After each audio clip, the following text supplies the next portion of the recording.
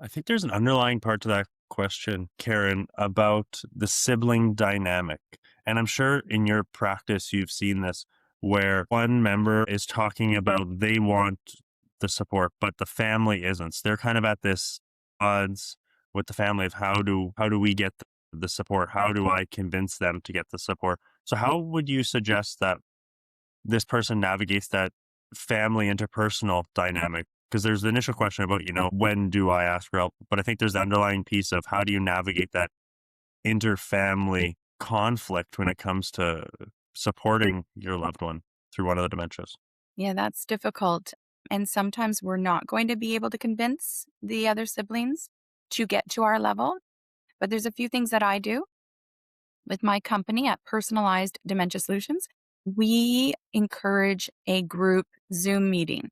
So I'm the facilitator and I'm listening to everyone and I'm the middle person coming in from an outside view, giving the information they need, whether it's education or opening their eyes. So let's say the person that originally contacts me and says, my siblings are not listening to me. I'm a nurse. I know these things, but they're not listening to me. When I come in and share from my perspective, and I say the same thing that the nurse in the family's been trying to say, somehow they open their eyes and they go, oh, well, Karen said we should do this. And so it's like, it's sad for that person who's been doing that front line there all the time, trying to convince their other family members.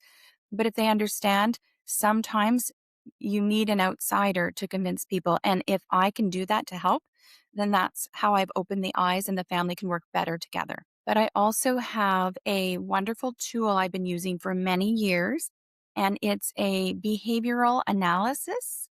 And um, it's actually a hard copy you can show families of answers of what the person is going through from your perspective as the caregiver, as far as behaviors for their memory, their daily activities, their judgment, their sleep patterns, their aggressiveness, if there is any. So they answer all these questions and they get a score.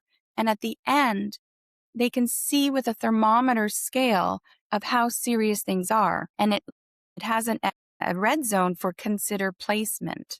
It doesn't necessarily mean placement in a long-term care home, but it just means we need more support. And this form can be given to the other family members.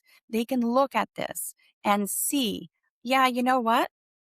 I see we're in more of a challenge than I thought we were because I'm not there every day. Or, you know what? We're actually lower than what I thought. So we can calm the people down that are very concerned.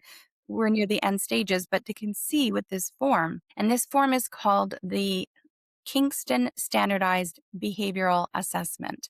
And it's something that I remember receiving permission from the doctors that created this back in Ontario.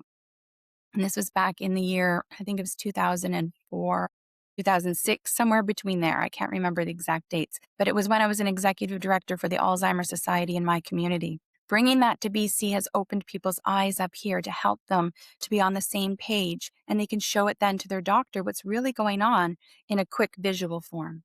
So I love that KISBA form, we call it for short. No matter where you're watching the Dementia Collective from, if you get anything from this at all, anything, please like, comment, and subscribe. And most importantly, share this everywhere you possibly can. And if you're feeling extra generous, head to Apple Podcasts and Spotify and leave us a 5-star review.